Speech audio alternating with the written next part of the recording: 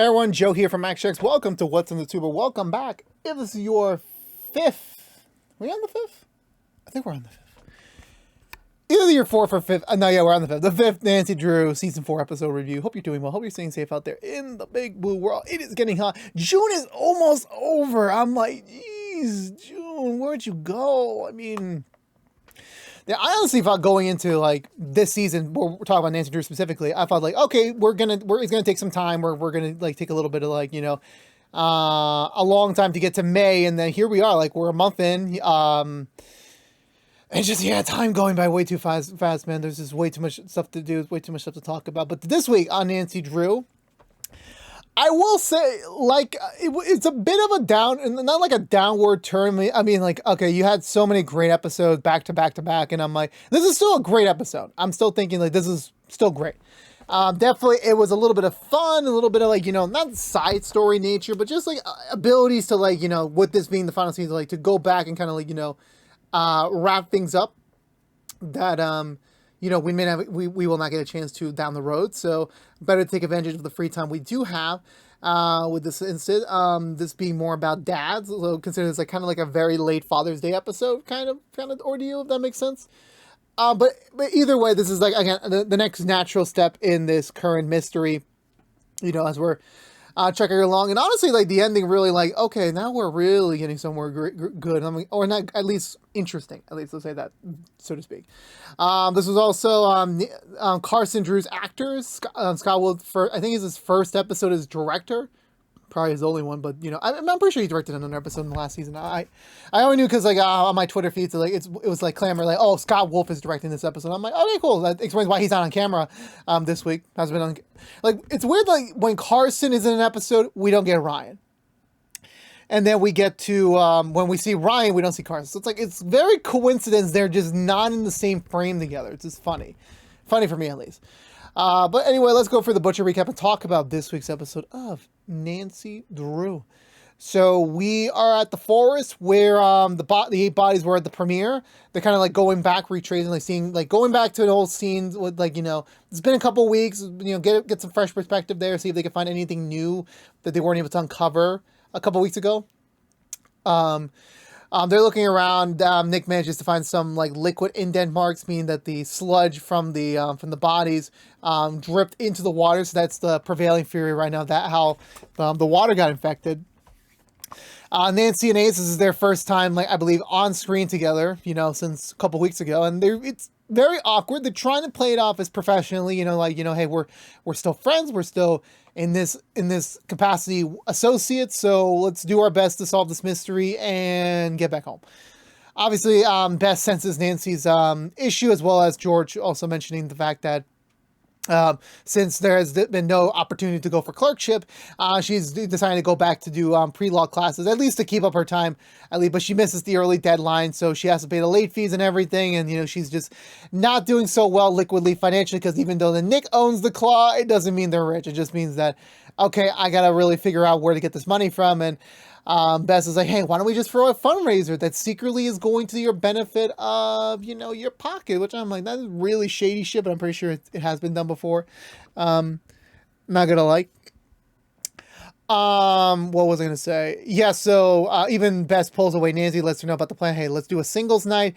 Let's charge an upfront fee. Let's basically like, monetize this shit up so we can get George a lot of money, which I'm like, these dollar amounts you're mentioning may seem like a lot when you add them up, but keep in mind that you're in a small town. College costs a lot of fucking money. It is not cheap. I'm pretty sure maybe you'll be able to get George maybe one class of stuff, maybe if you're lucky. Where do we go from there? Yeah, so they're noticing around. They're trying to find, any sort of clues. Right on the indent mark's the only real indication that they have. The Rangers start showing up, so they have to split and skedaddle, come back another time. I want to say by this point, they're about to leave, and Bess accidentally steps into some quicksand, very deep mud. She pulls out her shoe, and she accidentally steps back in, and she accidentally steps on a tooth, which has a very interesting indent on it, like that kind of looks like some sort of iconography or something like that. But at least it's a clue, it's a hint. It might take them to where they need to go next on their mystery. So they decide to go to the mortician, see if he knows anything. He does not frankly give one damn whatsoever. He's like, oh, I've been wondering where this teeth was. Thank you. I'll take it back. I'm gonna put it in the bag, and that's it. I'm done. I do not care about this mystery. I want to go home and eat some lunch. However, for Nancy's persistent, he's like, you guys, y'all just gonna take it from me when I leave the room, aren't you? And he smartly says, you know what, just take it. Just bring it back by now, otherwise Ace is fired. So, which I'm like, brah, like, there's no other morgues he can go to. This is his only job avenue. It's a small town. Like, I'm even concerned, like, how does a mortician have business to sustain? Like, it's fine, like, in New York City, Chicago, LA. Like, that makes sense. But, like, you're in a small town in Maine. So I'm just confused. Anyway, of the sort. So they take the teeth.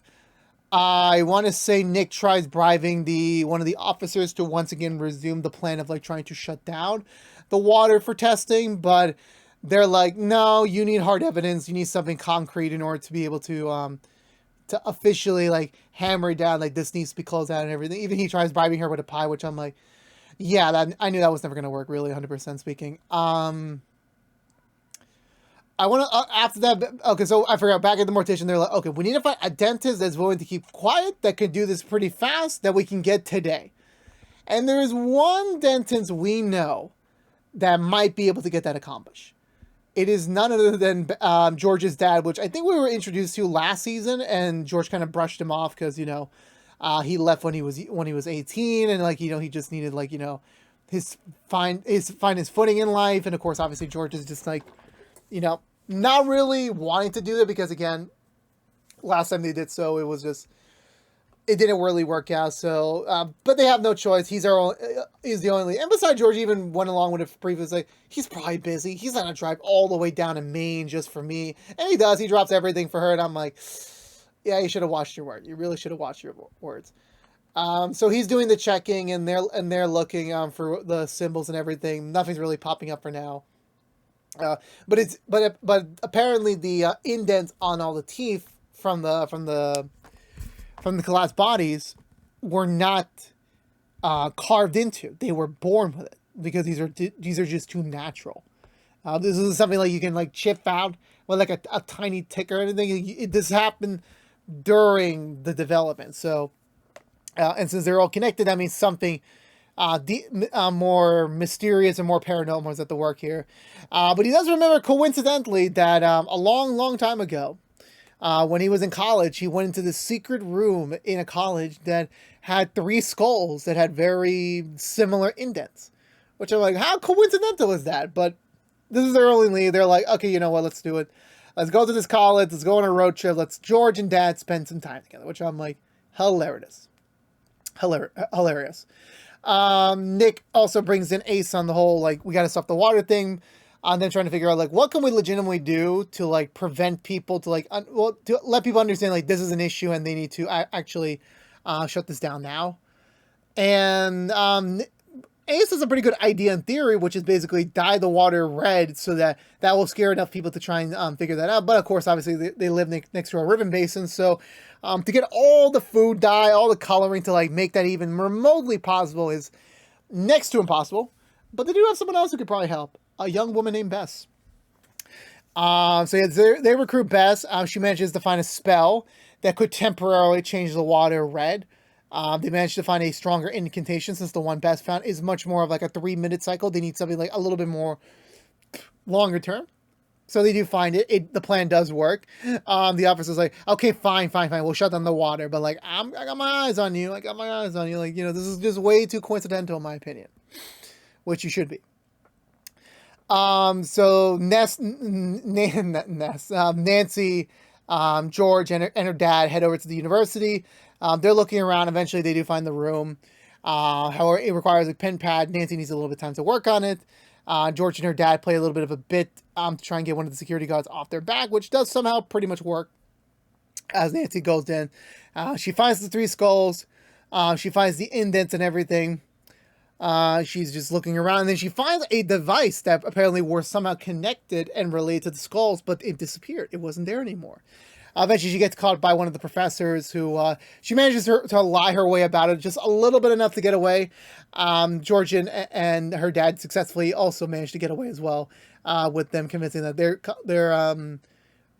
a dad-daughter looking for a university to call home, which I'm like, okay, that's a little corny on the nose, but it works. And it actually does bring to like a sincere moment where like George's dad realizes how much he missed George's life, that at least for now, like he would appreciate trying to be in George's life. And George is still like very much got her guard up and saying like, that, hey, I went through my entire developmental cycle without you. I could probably go the rest of my life without you.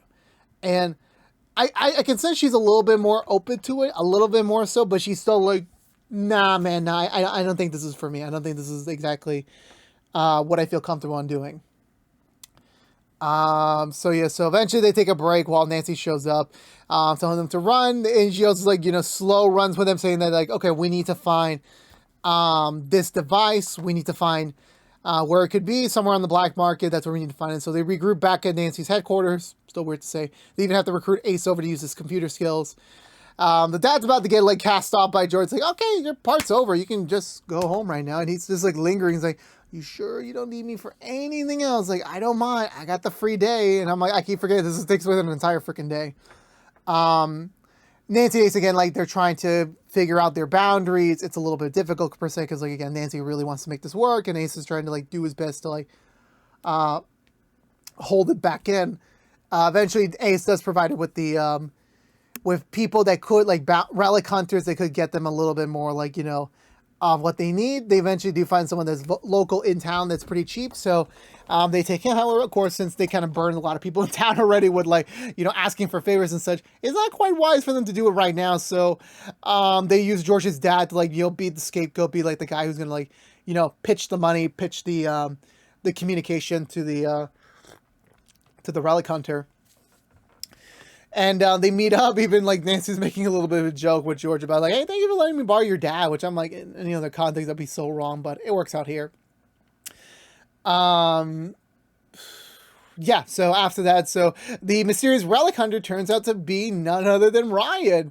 And Nancy's immediately like, what the fuck? What's going on? And I'm actually surprised Ryan didn't do the cliche, like, trying to run away gag, which I'm like, okay, that wouldn't have worked out, but it would have been funny for me.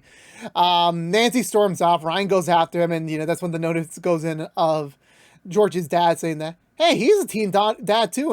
And George is like, I know, y'all can start a club. And I'm like, damn, that kind of cuts deep a little bit. Ryan catches up with Nancy, explains to her that, like, after getting burned by the glasses with, Bass's shipment and everything, and also to his car, again, like, it's pretty kind of chill. Like, they kind of like swept it under the rug a little bit, so to speak. Like, it's not a primary concern for them, but like, okay, valid. So he explains that he became a relic hunter. They could find all the relics, and he managed to do so. But he kind of found his passion now. Like, maybe he does want to be like an amateur relic hunter doing this for like a living, and it could be something he really wants to do as a career. So that actually really much works for him. So he has a lead already on the device already, so he just needs a little bit more time, a little bit more swindling. He might be able to get out in touch with them. So Nancy says, fuck it, just go for it, so to speak. I want to say that's where the other stuff fills in with the water thing, and then eventually we cut back over. They confirm the deal, and they said, okay, they want to meet in a very public place with a lot of people tonight. And it's like, oh, coincidentally, Bess is gonna plan a singles night. And even when George realizes what she's doing, I'm like, God damn it! And guess what? Bess also wants to borrow George's dad to be a bartender, which I'm like, great, everyone, let's just use George's dad today. Let's just do it. I'm actually surprised he didn't get a scene with Nick. Actually surprised about that. Nick goes over to investigate with the team to go stop the water flow and like do the actual investigation. Nancy and Ryan trying to play coy, like, waiting for the seller to come over, but Ryan said it could take a while. You might as well enjoy the festivities for now, especially Bess is still pushing to like, you need to get out there, you need to find someone new, don't be in a dating rut just because like a freaking witch like cursed you and Ace for the rest of eternity. So Nancy has no choice but to participate, but however, her conversations eventually go into like, depression, talking about Ace, and like all the guys are just like, yeah, I'm definitely not going to come around and pay for the extension fee, which also $20 for 5 more minutes? damn, like you might as well be paying for sex by that point. So anyway, so the rotation ends. Eventually, Ryan gets matched up with the seller, and eventually Ryan, a little bit of still like a bumbling idiot. Like it's kind of weird how like Ryan became the confident rich guy. Now he's kind of like a bumbling, average guy now, which I'm like, that's hilarious. He tries to convince her to why they need the device, why they need to do this trade, but she's like, nope, I am not going to do this. Bye bye. But thankfully, Ryan, with his quick thinking, notices that she has a similar scar that he has when he went to the glasses, meaning that they both have an enemy in the glasses, so they should work together. Like, this being right now, like, what, I'm just going to give a financial payment, at least out of goodwill that this device is legit. She gets convinced, she gives him the device, and it's like, okay, good, we have, like, some progress there. Also, will this mean that Nancy and Ryan could team up in future investigation with his relic hunting skills? Maybe it's just coincidental, but you know how it is. I want to say, so after that, George's dad is about to finally head out. He has to get back home to his own life. But he doesn't want to, obviously George is still very much, not really seeing the benefit 100% of like having her dad in her life right now. But he's like, at least let me apologize in my own way. He gives her a check for 30 grand to use for college, which honestly, I'm like, 30 grand is a lot. And like, thankfully George was like about to give it back, but she's like, you know what? I'll keep it. Like, maybe that this could open the door for the future for them, hopefully speaking. Nancy and Bess have actually not yet. So they regroup back in the office. It looks like one of those like tumbler locks that you use for your for lockers and everything. So they match the symbols with the ones on the dial. They managed to get it open, but only just a bunch of smoke comes out. So yeah, so that was basically a bust. So they have really like no leads anymore. No more heads up. That's it. That's the end of the investigation, because like, that was their only like legitimate source to like figure out what is next for them. So yeah, Nancy decides to go back off to Ace to deliver back the teeth before he gets fired. Bess and George have a little bit of a one-on-one about the check and everything, about like how, maybe, that there is a potential future for George right now. But they also could, like, she doesn't have to use the money for college. She can also use it, like, benefit her sisters, give them an advantage that she never got, which is honestly appreciative. So yeah, so how are they notice a fire breaking out? They go back to the office. It's the tumbler. It broke the pieces of paper nearby into fire. They have no idea what the hell's going on. Nick just shows up coincidentally about like, what the hell's going on? Like, what is this? They're trying to like figure it out. They pick it up and it opens to reveal kind of like a magnetic compass of sorts. Not 100% like an accurate thing, but it's close enough. So yeah, afterwards they meet up with, we go back over to Nancy and Ace, which they have a total breakdown where like Ace is just so tired of being like treated like a bad guy because he just wanted to keep Nancy safe. Like, he knows that he wants to be with Nancy. He knows he would love to fight for them more, but he also cares about their life, and he's tired of being treated like a villain. Like, he's tired of being treated like, oh my God, like all you're doing is like blaming me for like why we're not together. Like, that's not the case. I want you to live. I want you to find someone that could be close enough to our love and like, live a good life because you deserve it. And Nancy's like, you too, but like deep down they wish that it could be for them. They could be like they're the ones together. But they get interrupted by the others when they tell them about the compass. So they decide to head over to the beach, which is where the compass is generally heading. They meet up back in the woods. They're approaching closer. The tumbler starts moving. They eventually hear like nothing but silence, and they're just trying to figure out like, what is the I figure out what is the next like what happens next. And it turns out to be that there's a freaking like it's kind of like a skinwalker, but I don't even know what skinwalker is. It's like a humanoid, like that's all bald, all pale white, no hair on the body. It screams weirdly. It has the black sludge coming out of its mouth too. And the other thing is that this thing walks backwards, which I'm like, that's the creepiest part of all. This is really, really freaking creepy. Yeah, that was it for the episode, because like they're just baffled. Like, this mysterious being is now in their town, which I'm like, oh God, here we go again. Like, this town can never catch a break. It can never catch a break. That was it for this week's episode of Nancy Drew. Yeah, in terms of the actual mystery, I think it was really like in terms of like it just feels like it's a puzzle episode, meaning that they're just trying to get the next piece of the puzzle for the big mystery, not like another mystery per se. That was really entertaining. It was a little bit fun. But the other parts I was managed to enjoy the most is George and her dad reuniting, bringing back Ryan Choi's actor from the Arrowverse. Very nice to see him back. Obviously, this doesn't feel like a closure for their story, but it definitely feels like, like it's a serviceable enough ending to like, you hope in the future that they'll work out, that they'll eventually have a proper relationship down the road.